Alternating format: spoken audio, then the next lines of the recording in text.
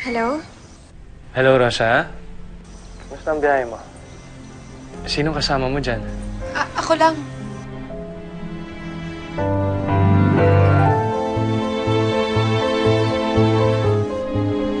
Talaga? Hello?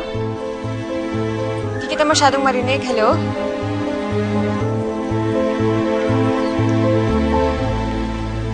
Sorry. Miguel, si Basta kaibigan ko.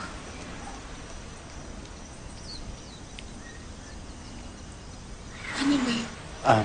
Rosa, importante sana na makausap kita eh. Okay lang ba? Miguel, maraming salamat ulit. Salamat.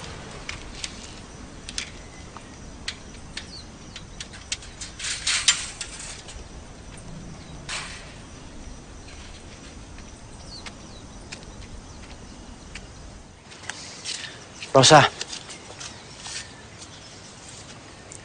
Ano bang ginagawa mo dito, Basta? Rosa, gusto ko lang malaman mo na yung sinabi ko sa'yo. Lahat yung totoo. Basta boyfriend ko na si Lorenzo.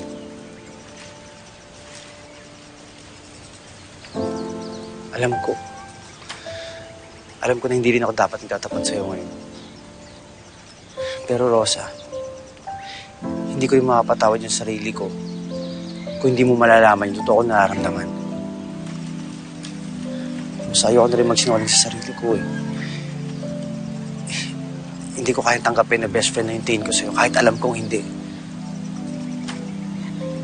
Hindi ko kayang may masaktan ako sa inyong dalawa. Mahal ko si Lorenzo.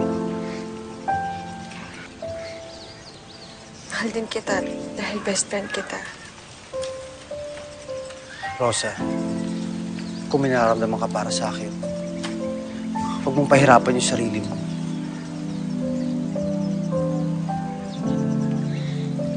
Hindi madali itong pinapagawa mo sa akin. Kailangan ko ng panahon para makapag-isip.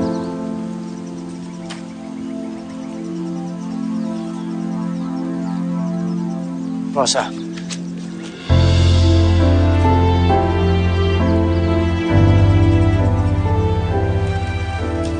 Rosa, handa akong maghintay.